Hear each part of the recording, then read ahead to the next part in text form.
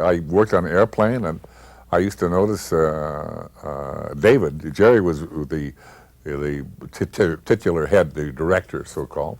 That all three got directorial credits on the film, but they would be watching the scene with the Gipper, you know, where I don't know where I'll be then, but I know I won't smell too good.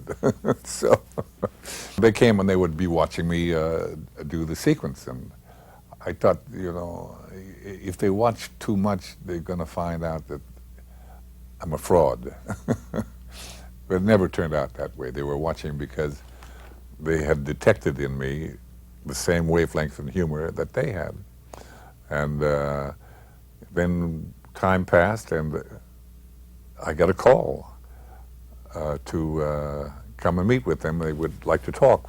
So fine, go over, and they were talking about making a film, which they were going to call, making a series, which they would call Police Squad.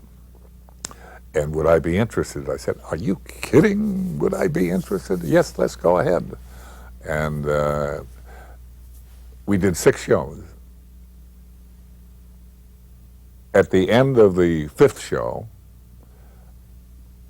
the series became, it had started out as 35th and 37th and 42nd. It just wasn't working. For whatever reason, the series was not working.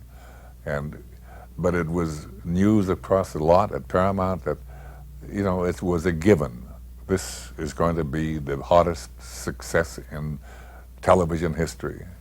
And you can imagine the tremendous disappointment, not just for me, but for Jerry and David and Jim, because you couldn't believe it. And Thermopoulos, who was the head of ABC at that time, he said, well, the series didn't work because you had to watch it. Well, it sounds funny and sounds dumb, but it was true. You had to pay attention. You couldn't look away. You had to watch that to make sure that you caught the humor or where it was coming from. And television, people don't really watch TV. They're around. That's why you can have a laugh track. You know, you can read a book and say, oh, what are they laughing at? What is it? Oh, yeah, that's funny. Well, and then go back. You can do anything you want, but you don't really watch TV. And the television screen is too small, because in the screening room, they had like these things around here that look like screens. If it's big enough, you don't miss the humor. You don't miss a chance to participate in that humor because it comes out and hits you. That's why it works in the movie, because that movie screen can fall on you and you're not going to miss it. And you're not going to miss what is up there to be seen. But on television, that's why I think in TV you can have a good movie and a bad movie. You can have a bad movie on the screen at the movie house, and on television when they play it, it turns out to be not so bad, or even good. It's because you can do your own editing as you're watching. And you're seeing this bad movie that was so bad on the big screen, and all of a sudden your brain says, now you're getting to the part where you didn't really like this because it was so stupid and so on. So that's when you look around and you say, I think I got to get that ceiling painted, get that thing done, and maybe I'll do that, I'll scrape that paint off that chair there and get that done. And then you get back and you've successfully edited it out of the story. And so it's not so bad because you didn't have to see it again. Anyway, so the series worked for David and Jerry and Jim, and they knew it worked, and I knew it worked.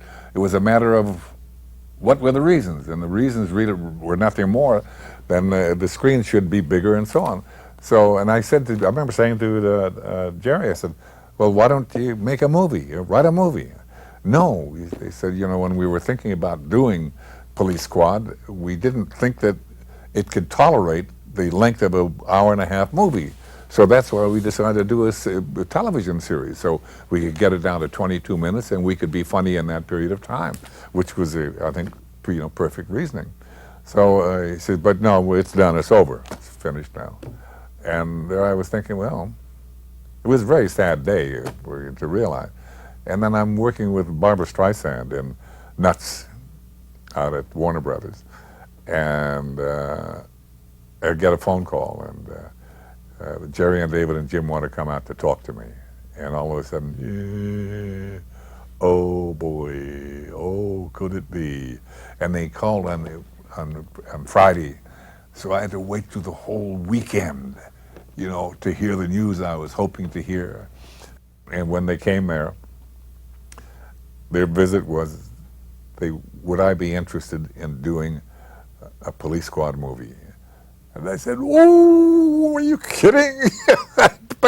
I would die for it. I mean, it's nourishment. It'll put me back into good health." And in the meantime, also, they were in my little portable dressing room, sitting there, and David is sitting there, and I said, "You know, why don't we go and have some lunch?" When I came in, they said, "No, we're here." And so and I never paid any attention, and finally.